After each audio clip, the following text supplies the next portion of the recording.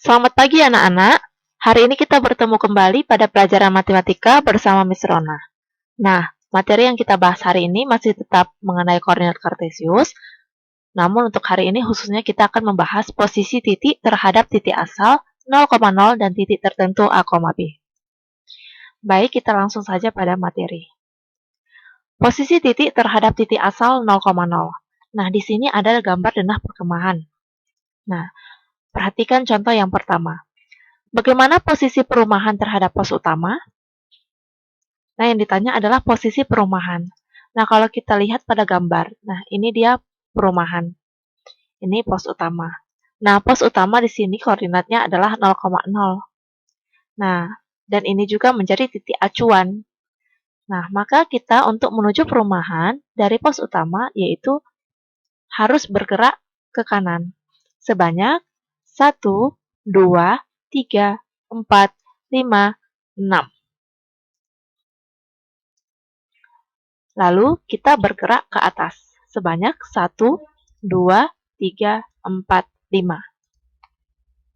Nah, maka hasilnya adalah 6 satuan ke kanan, 5 satuan ke atas. Contoh yang kedua. Bagaimana posisi hutan terhadap pos utama? Nah, ini dia hutan. Dan di sini pos utama. Nah, titik acuannya masih tetap yaitu pos utama.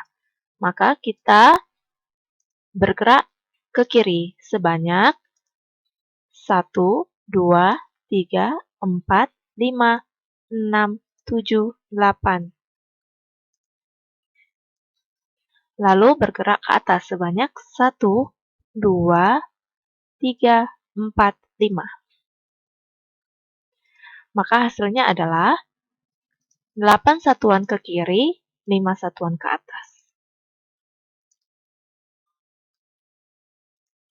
Selanjutnya, posisi titik terhadap titik tertentu. Nah, kalau tadi terhadap titik asal, yaitu 0,0, nah ini pada titik tertentu. Nah, contoh yang pertama. Bagaimana posisi hutan terhadap tanah lapang?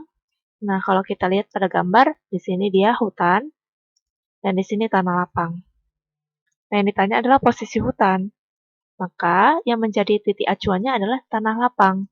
Nah, dari tanah lapang ke hutan, kita harus bergerak ke kiri sebanyak 1, 2, 3, 4. Lalu, kita bergerak ke atas. 1, 2. Maka hasilnya adalah 4 satuan ke kiri, 2 satuan ke atas. Lanjut contoh yang kedua. Bagaimana posisi pos 3 terhadap teka-teki tersembunyi? Nah, di sini pos 3, di sini teka-teki tersembunyi. Nah, yang menjadi titik acuannya adalah teka-teki tersembunyi. Oke, maka kita bergerak ke kanan sebanyak 1, 2, 3, 4, 5, 6, 7, 8, 9. Lalu kita bergerak ke bawah sebanyak 1, 2, 3, 4, 5. Maka hasilnya adalah 9 satuan ke kanan, 5 satuan ke bawah. Gampang ya anak-anak? Coba perhatikan contoh berikut ini. Nah, di sini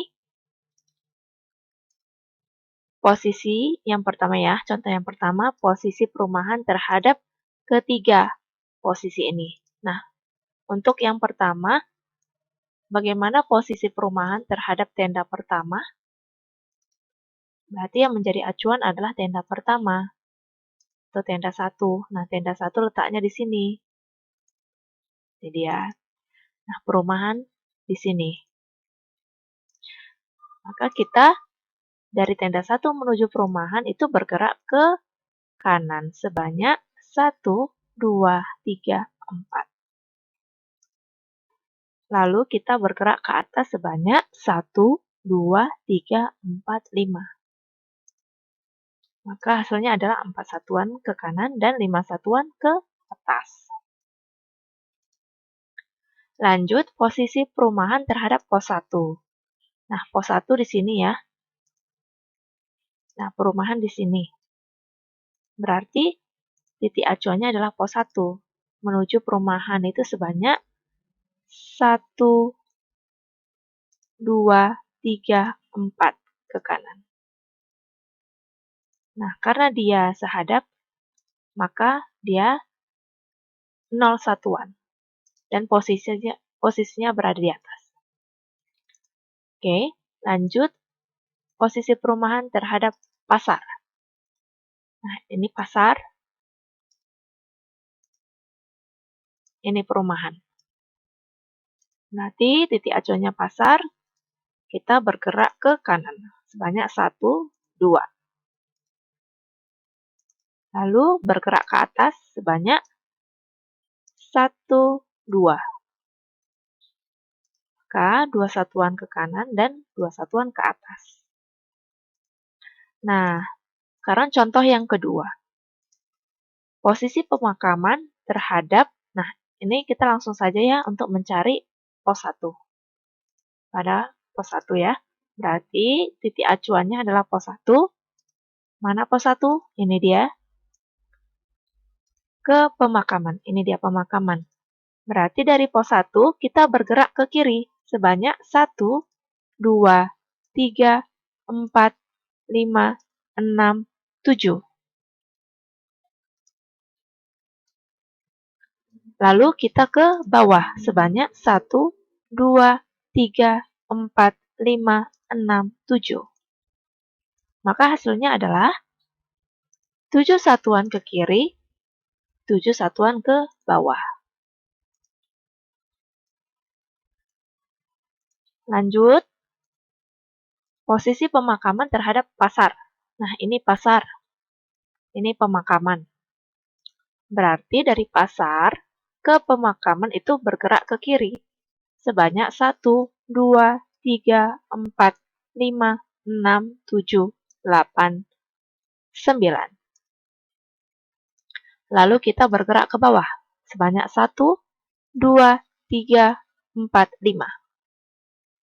Maka hasilnya adalah 9 satuan ke kiri, 5 satuan ke bawah. Paham ya anak-anak ya?